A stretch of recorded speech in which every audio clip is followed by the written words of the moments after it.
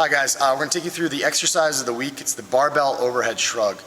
This is a great opportunity to teach you not just about a new exercise, but about a rationale for using a new exercise and looking at scapular stability is what we're going to do today. So Tony's actually a really good case study for demonstrating this simply because his shoulder girdle tends to sit in a lot of depression. In other words, you see this heavy downslope of kind of the tops of his shoulders, which is indicative of his scapula or his shoulder blade sitting a little bit too low on his rib cage. So one of the things that from an ideal postural standpoint we want from Tony is actually him to carry in a little bit more elevation. You'll see a little bit more definition in his traps and he'll get back to neutral.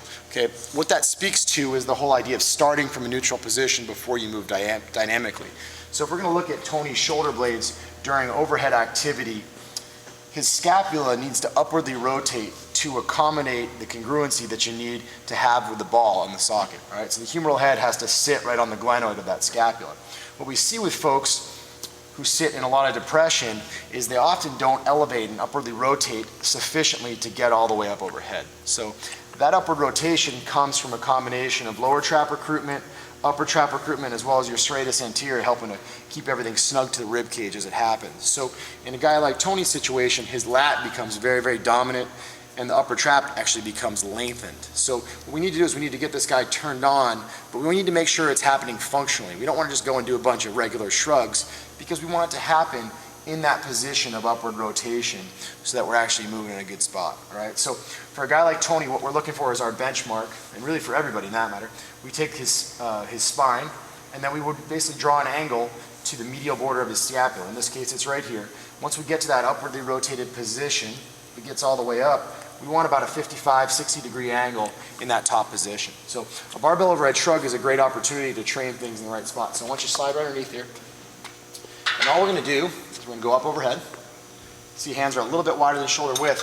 And from this position, we're just going to shrug up. Okay? And as he does that, it's not just about turning these guys on, it's about appreciating that there needs to be a little upward rotation that takes place. So he drops back down, not aggressively, comes back up. Okay? So if we were to watch this from the side, there's two big things that we want to keep in mind. The first one is he's not going into a forward head posture. He's basically a straight line from his head to his heels. He's not in a lot of extension, right? So he's actually got his glutes and his anterior core on.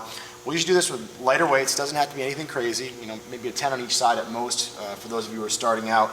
Good anterior core exercise, good positional exercise for those learning to stay out of too much extension, and a great opportunity to get those upper traps engaged in people who maybe don't upwardly rotate enough.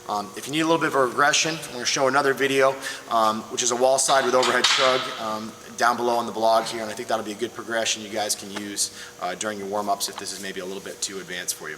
One final cue is if you're having a hard time adjusting to that position and you find like you're arching too much, go into a split stance. A lot of times going into that split stance will make it a little bit easier for you to maintain that neutral spine posture as you go through.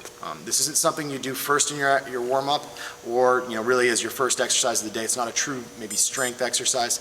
I like to work it in later in a training session as maybe our C1, C2 after we've done more of our other stuff.